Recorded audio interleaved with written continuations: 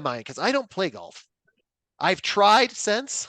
I tell people I do play golf now. I tell them I play very terribly because I learned this one aspect, because golf teaches people about people. And this has been proven. A whopping 90% of Fortune 500 companies play golf. And 80%, sorry? Hey. Okay, I'll keep going. And 80% of executives say playing golf enables them to establish new businesses and relationships. Why? Well, it deals with networking, but the biggest thing is that it reveals the character of the people that are playing. It easily brings out the best and worst of people, and makes it so that they set aside the representative that we continually see. You see, most time when we are dealing with someone else, especially in a partnership, we bring our best selves there, or our representative, not our authentic selves.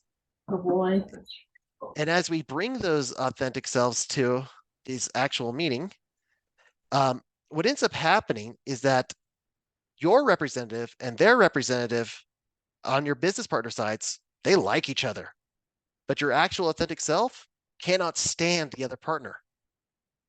So what they did was choose a game that allowed opportunities to cheat. It allowed opportunities of how they approach stress. It allows opportunities of communication. All of that was put together in a way that they did it without having to bring their representative, and it could show them who they are. It also shows us, ourselves, to them at our core competency. So, what happens if you're like me and are not exactly the best at golf? I understand that playing golf with others can help them see me, but how can I so best vet them? And my mentor, I asked the same question to, and he said his favorite way to do it was to take people paintballing. He had a experience with a gentleman that he learned this on accident. They wanted to go paintballing. The guy really wanted to go, and the guy, he didn't realize, had the title of the Wipe Off King. As they were playing paintball, he learned really quickly what that meant. The guy would go run out, and if he got shot, if it was something, he would quickly wipe it off and keep running. He'd also run headlong and almost at a lupine pace, overextending himself to the point where he couldn't even keep up with what he was putting his feet underneath him. This led to him asking certain questions where he noticed from other business partners that worked with him. He said, does he take unnecessary risks? Oh, all the time. Does he seem to, bend the rules? Oh, yeah, yeah. He always does these different things. And eventually he found out one that was fighting him in a lawsuit for fraud. It saved him. Another example, this is one that I like to implement. So if you ever meet me and suddenly find out me inviting you to escape the room, you might know what I'm doing. Is I like the escape the room process because I understand how that works. It shows a lot of different stresses because of the time limit of how people approach problems. One of the people that I actually did do business with, I was so amazed at how much they cataloged everything. I was needing someone to help me deal with the books, and their ability to catalog and to be able to just see everything so analytically, I just knew that they would be able to do it pat. Secondarily, when I offered that we take hints and different things like that, he said when it was times, the first time he said no, he could figure it out, but the second time when he was growing frustrated for the time, he was happy to do so. And I do like that in a partner, that if there is an authority that can find help, then we can approach that and get help. A third one that people have done often that I've seen that works effectively is bowling. But ultimately, there's a theme here. Choose any venue that you know the rules really well, that you enjoy, that you can be relaxed in to help facilitate the other person to be relaxed in. Have the ability to have them be able to put it together in a way that you can see it from beginning to end. How do they approach the problem? How do they suss out what they're going to do and what they're not going to do? And in a moment, I'm going to show you what you're going to be looking for, because there are certain character traits that you want in a partnership, depending on what that role of that partner is going to be. So one of the things I want to keep in mind in all this, though, is that you're trying, when you're dealing with a partnership, to fill the gaps that you have. Because if you could do everything, you wouldn't need anyone else. So a great quote that came into there, let me do both these, from Andrew Sherman. Business partnerships are indeed like marriages in that over half of them fail. But when you examine successful and disastrous business partnerships, A surprising lesson reveals itself. In business, partnerships, opposites actually thrive. Why? For any business to run optimally, the partners at the top must see the world differently. Shared thinking leaves critical gaps in their ability to evolve or operate their business. Now, when I first read this quote and was speaking to another group, the question came to me, well, if they're the opposites, then you won't get anything done. And that was a weird comment to me. And I sat there thinking about that a lot, what he actually meant. And I came to realize that one other thing that needs to be there is shared values. If one group is trying to accomplish a goal one way and you're trying to accomplish it another way, those values do not align, then it will not work, if even, especially if you're opposites. Being aligned in many ways helps that those values are aligned. So one of the biggest goals is to find someone that has got more or a different breadth of experience than you, but has similar values. So let's talk about how we find out what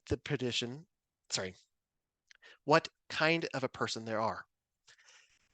Now, many of you may have seen this. I'm going to go over it again, but it's going to be in a different kind of light. So we're going to talk about the three parts of the mind.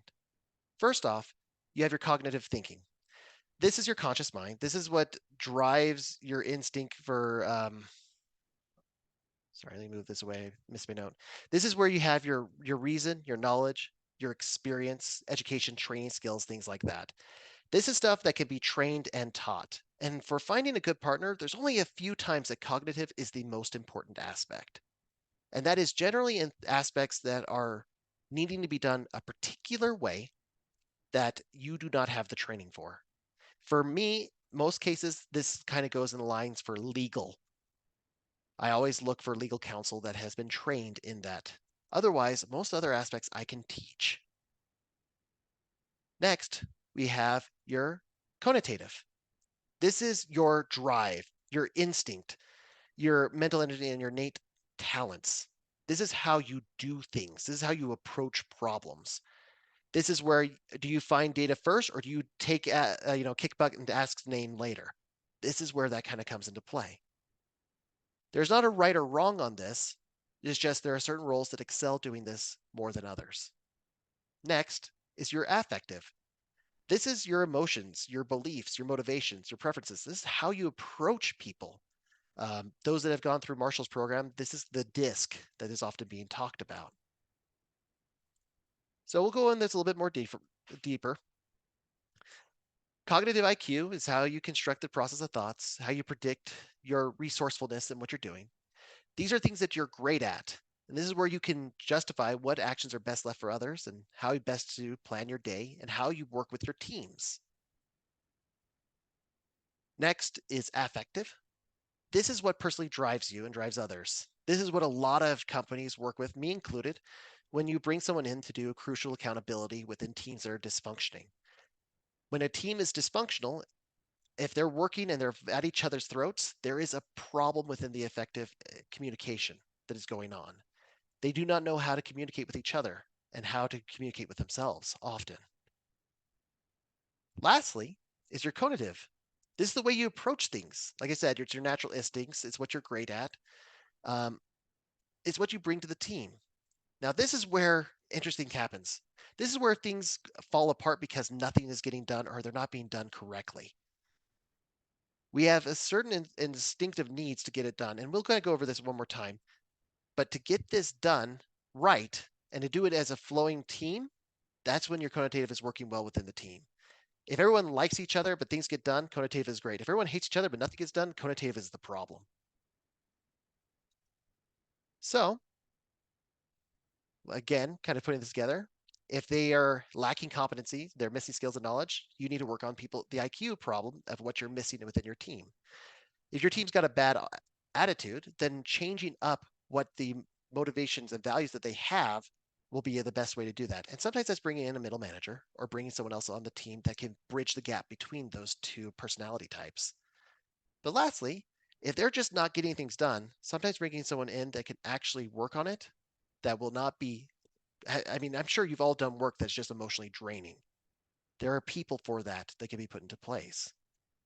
So first off, we'll talk about the connotative. the working style identification. There was a lady, oh, I'm missing her name. I think it's Sherman Trent. I will look that up. I will look that up. She invented a Colby system that describes and identifies your modus operandi. It identifies the instincts of what your natural behaviors are. It focuses on your strengths. It's universal, it's unbiased, and it's very easy to see what people do. The challenge is often that we try to do things more than we're exceptionally good at or naturally talented at. What it's not about is talking about if you're smart or if you're dumb, if this means that you have a great or bad personality. It's just how do you approach it? So these follow up into 4 different factors. First off, you could become a fact finder. These are people, when they approach a problem, will immediately start gathering information and they will see what details they can get out of it. There's follow through, which is people that are able to follow sequences, make SOPs, do the same thing over and over again the same way. These people are incredibly important when you're running a business to be able to keep things going and running smoothly. You want this when it comes to consistent marketing. You want this when it comes to having cold calls or doing finances. The next is the quick start. These are the people that will do things different every single time, but they're happy to wing it. They're happy to do it a different way every single time. And they're great for dealing with experimentation and doing innovation. They have an inclination of risk. They don't mind trying things out. Last is the implementer. These are people that build things physically. They deal with tangible. They like dealing with nature, tools, technology, equipment. They are able to get the job physically done. Now, every team needs people in the whole spectrum. But I want to go over one more thing about this. We all have a relationship with these. And that is there are certain things that are willing to do and things that we will do every single time, and there are things that we will not do. We will resist, accommodate, or insist. So Colby came up with this great program to kind of show you this in one fell swoop. So if someone is, and like I said before, this is not good or bad. This is just how do you approach a problem. So if you see here in the simplify fact finder, if someone's a low fact finder, they're extremely good at taking complex information and making it simple. But likewise, if they're a high fact finder, they will know everything about the topic. Likewise, if they're a low follow through, they will take as much as they can to adapt it to be something new. Likewise, if they're high, they'll systemize.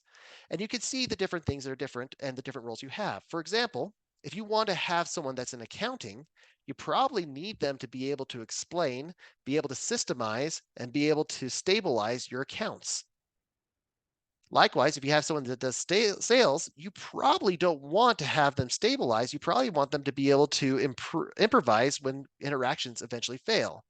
You want them to be able to make them have the bright picture of what people are going to receive, and they're going to be able to act in those regards. But the person that's actually going to give the deliverable better be able to build it for them, and they better be able to stabilize it so that you get the same product every single time. You can see that different roles have different positions. So one of the best things to do for you is to find out, well, where are you good at and where are you missing? Because that person that's missing in your life is going to be one of the best examples for this. I like this slide. This kind of goes into discussing, and due to time, we might go forward on this.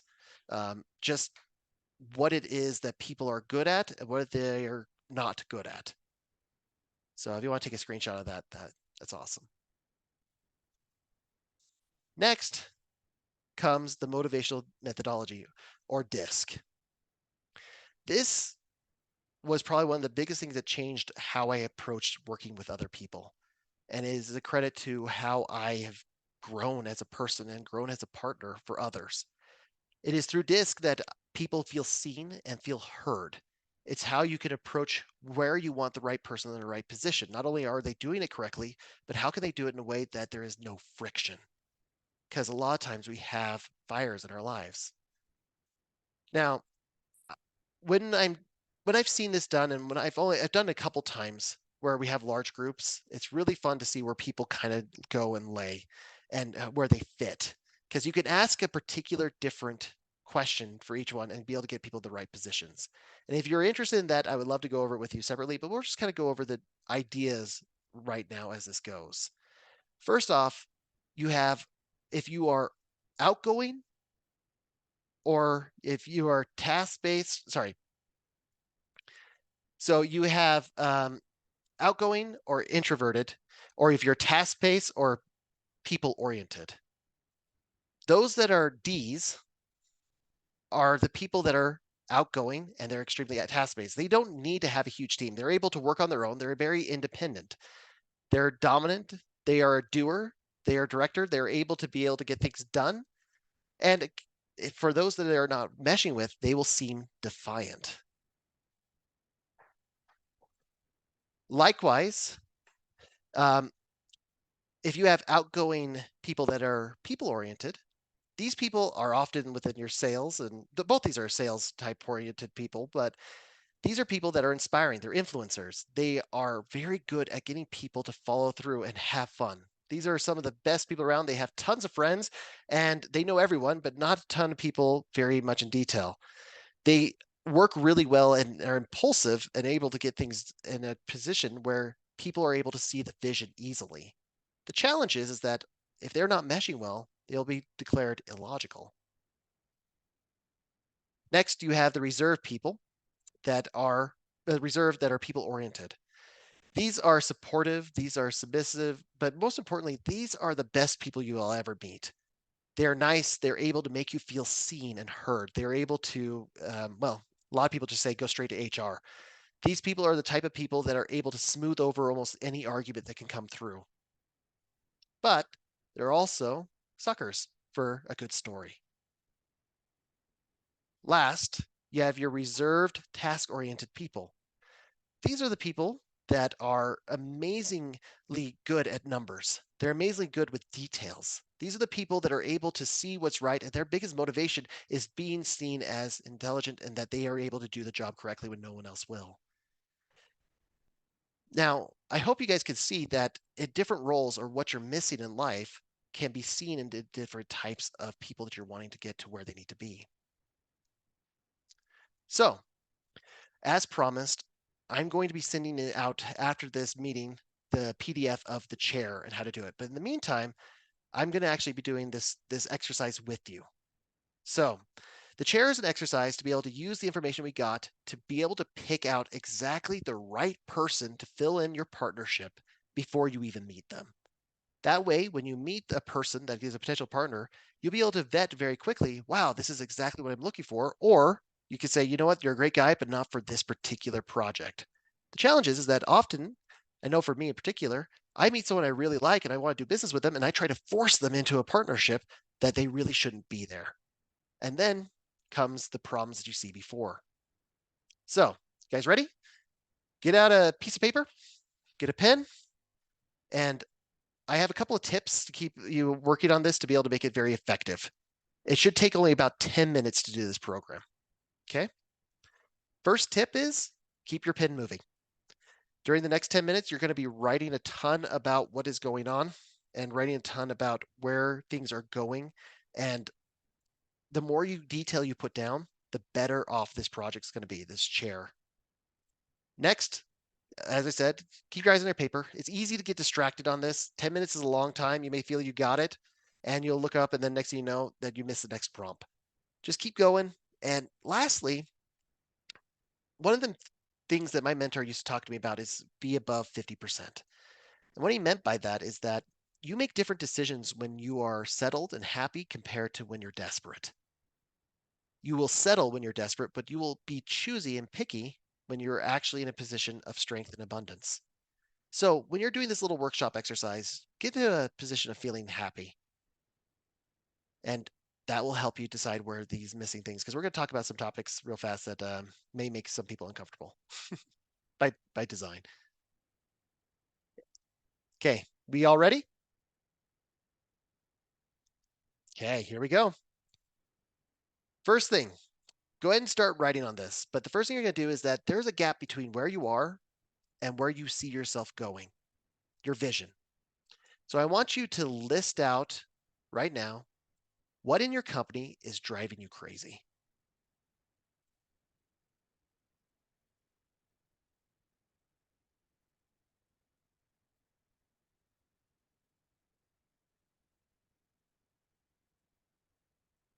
Okay. What tasks are hard for you to do? You're doing them, but man, it takes a lot of energy.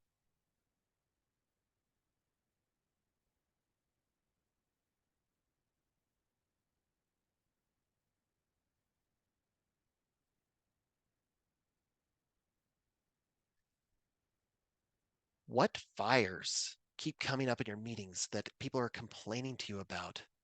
Things that are constantly brought to your attention saying, you need to get this fixed, or this is a problem. I just want to bring this to your attention over and over again. That's just, man, it's not an issue. Just lay off already.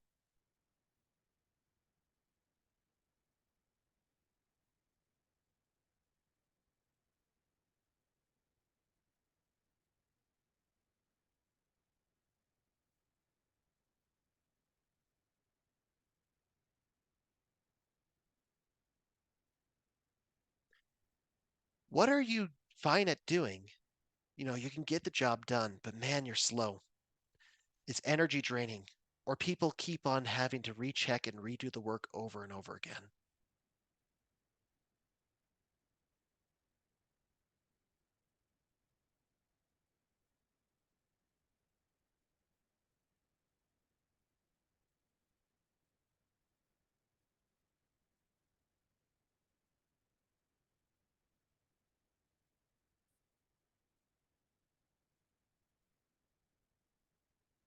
What is the bottleneck of your company that's stopping you from being able to accomplish your dreams that you have currently?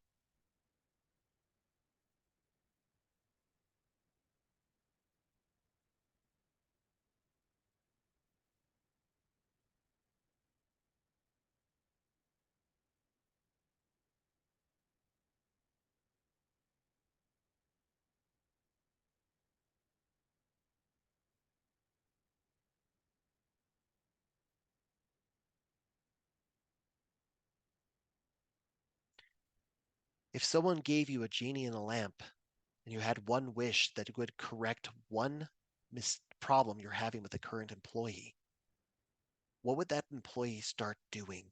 Or rather, what would that employee become?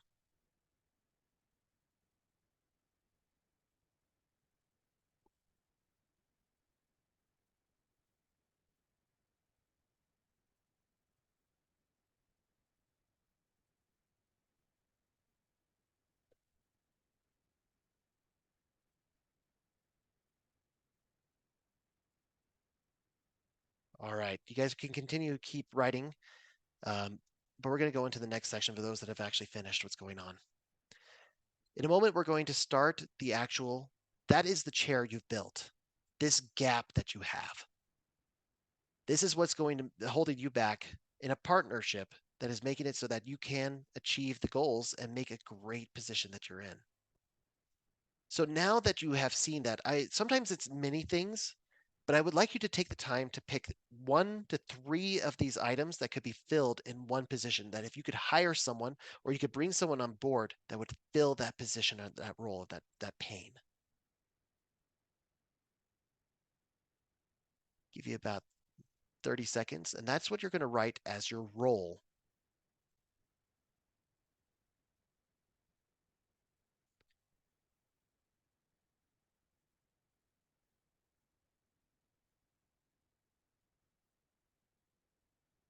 Okay. Now we're going to reverse engineer who this person is. The point of this is not to choose a person that you already know.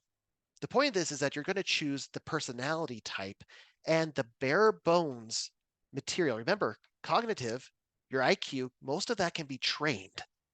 But what is difficult to train is their working style and their motivational methodology. How do they approach problems and what is their personality towards it? So we're going to build the type of person that can actually fulfill that. So I have up here on the screen the different words in there that can help you.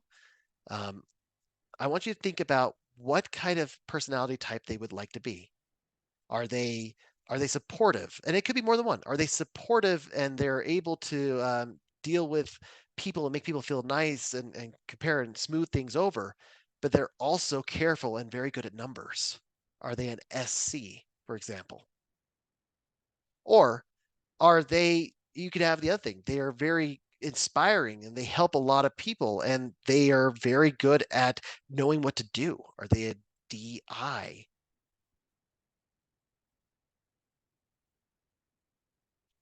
Now, to help you a little bit more, in general, the people that in this graph I have, the people that are D on top of each other or beside each other often mesh well together. But the people that are across from each other usually have challenges with each other. For example, if you have someone that is that is able to, that's very people oriented and also very much, they're imaginative, they're imperishable, they have trouble dealing with someone that is conscientious, that is able to deal with the numbers. So when you're looking at what kind of person you're looking for, try to see where they kind of fit together, because there is some rare unicorns where they are able to deal with all of them. However, that is not very common. Now, also think about what the role is. Are you really good with numbers? If you're really good with numbers, you're really good at stabilization on everything else, you may need someone to help you improvise. You may need someone to help you think of a vision if you're really good at building, for example. My wife and I are like that. I am the person that can fulfill any dream, but I have trouble imagining what those dreams are. She comes up with all those amazing ideas. So when you're looking at the uh, working style, um, I'll show this real fast. You can have it so that one is low and the other is high within the columns, but you can't be both. So think about that as well. Okay. The other things to think about is what are required technical skills they're going to need. For example, you could teach Excel, but the reality is that might be something that you're not willing to do. Or maybe, and like for me, you're really terrible at marketing. So that is something I do not know. So therefore, I cannot teach.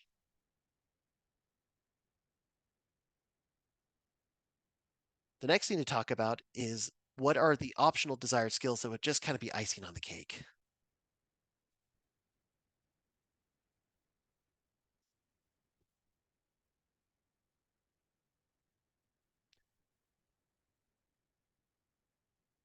Okay, once that's all kind of done and feeling good about that, I would love to kind of get that out and then I'll give you two more minutes to write that all up. Then we're going to kind of go in there and describe how you find and how you build the bright picture. Because the reality is you're building a really great person to fill this role. Why are they going to follow you? And that's kind of what's amazing about the bright picture.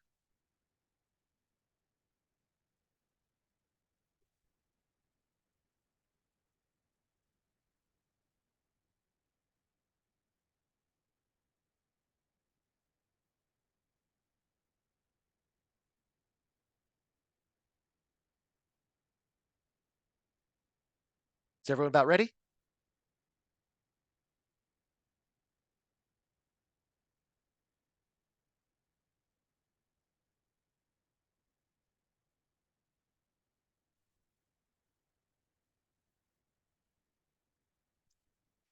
Okay, I'm going to go ahead and move on just for the time's sake that we have.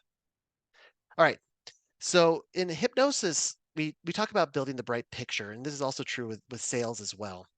Um, the bright picture is basically the ability to have other people see themselves in your own vision. The challenge is that if they cannot see themselves in anything that you're talking about, any role that you're doing, well, then they will not know how to even respond, even if they wanted to. And you've probably felt deals like this where someone's like, man, I want to do business with you. And they are doing something so different than what you're currently doing that, in all honesty, great, you're a great person, but I just don't know where I fit in. And the challenge is that they may be the right person, but if they don't feel like they can fit in, you will not have a great partnership. So, first thing I want to talk about is values and tenets. There are certain things that you do that is non-negotiables. How you, for example, we're talking about CBS. The non-negotiable is that you do not embezzle money from your own company. It doesn't matter if you're the CEO. So there's other things that come into play as well. For example,